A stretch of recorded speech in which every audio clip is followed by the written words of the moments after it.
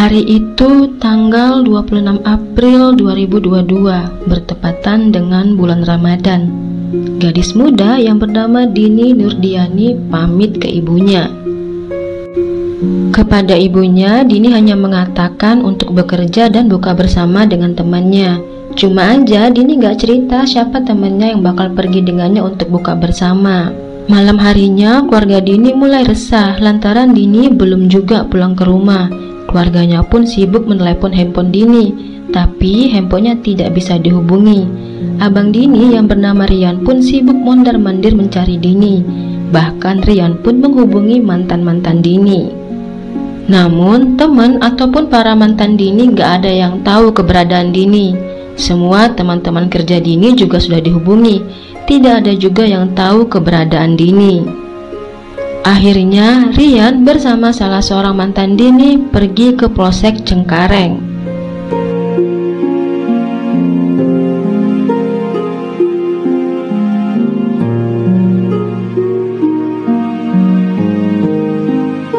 Setelah hampir 3 minggu Dini menghilang, barulah pada tanggal 1 April Dini ditemukan di Bekasi, Jawa Barat.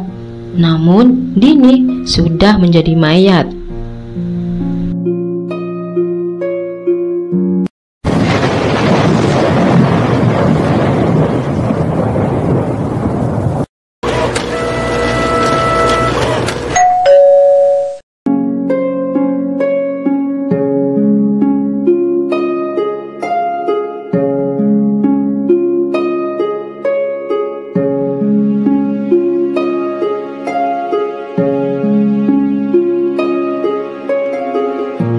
Dini ternyata memiliki pacar. Pria itu adalah teman kerjanya. Mereka kurang lebih sudah 4 bulan menjalin cinta. Sebenarnya pria yang dipacarin Dini sudah memiliki istri dan 3 orang anak. Istri pria itu bernama Neneng. Suatu hari Neneng membaca pesan WA dari Dini di handphone suaminya. Salah satu isi pesan Dini kepada suaminya itu membuat Neneng sangat sakit hati. Dini menanyakan kepada suaminya itu kapan akan menceraikannya. Namun kala itu Neneng masih memilih diam. Dia tidak langsung bertanya kepada suaminya, tapi Neneng diam-diam memperhatikan suaminya. Dia ingin memastikan jika benar kalau ayah anak-anaknya itu telah berselingkuh. Neneng yang pada akhirnya menyadari perselingkuhan suaminya memilih untuk diam. Dia sama sekali tak bertanya kepada suaminya. Namun ternyata Neneng menyimpan rasa marah dan cemburu pada Dini. Berhari-hari Neneng berpikir bagaimana menyingkirkan Dini dari rumah tangganya. Hingga tanggal 26 April 2022.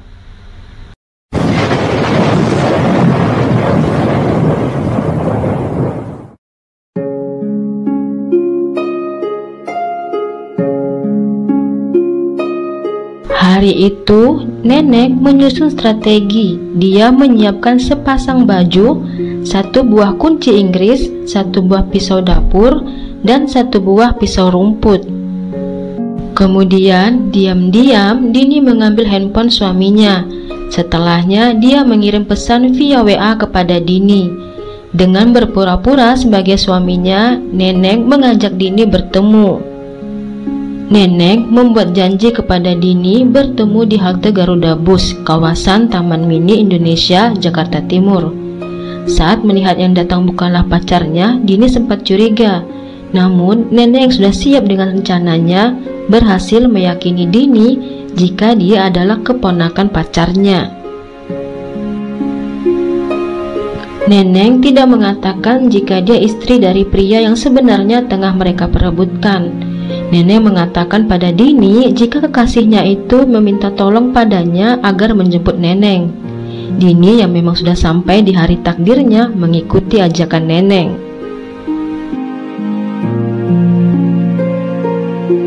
Saat di tengah jalan, Neneng tetap tak mengatakan apa-apa tentang dirinya. Sampailah Neneng dan Dini di perumahan Citra Green, Cibubur, Bekasi Kota. Di tempat itu memang sepi. Neneng mengatakan sebentar lagi suaminya akan menemui mereka. Hingga kemudian Neneng meninggalkan Dini sendirian. Neneng mengatakan hendak membeli minuman dan makanan untuk buka puasa. Setelahnya, Neneng melihat-lihat sekitar apakah sudah sepi atau aman. Saat itulah Neneng mengambil kunci Inggris, pisau rumput dan pisau dapur yang sudah disiapkannya di rumah. Saat Dini lengah sedang bermain handphone, Neneng pun memukul Dini dari belakang sebanyak 5 kali dengan kunci Inggris. Pukulan pertama, kepala Dini berdarah. Dini pun sempat memegang kepalanya. Dini yang terjatuh dan tak sempat bangun ditusuk di bagian leher oleh Neneng dengan pisau rumput.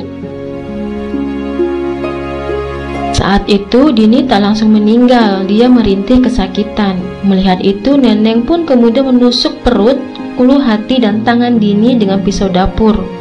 Setelah menunggu Dini tak bergerak lagi, Neneng pun memeriksa nafas Dini. Dini pun tewas. Dia kemudian menyeret mayat Dini ke parit kecil yang ada di sana. Begitu juga barang-barang bukti Neneng membuangnya tak jauh dari lokasi kejadian. Setelahnya Neneng berganti pakaian. Dia tidak ingin suaminya tahu jika Dini tewas di tangannya. Kemudian dia pun pulang ke rumahnya.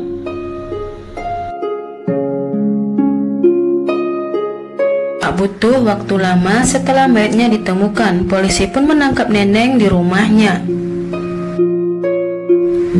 Suaminya kala itu masih juga belum tahu kalau istrinya sudah membunuh pacar gelapnya.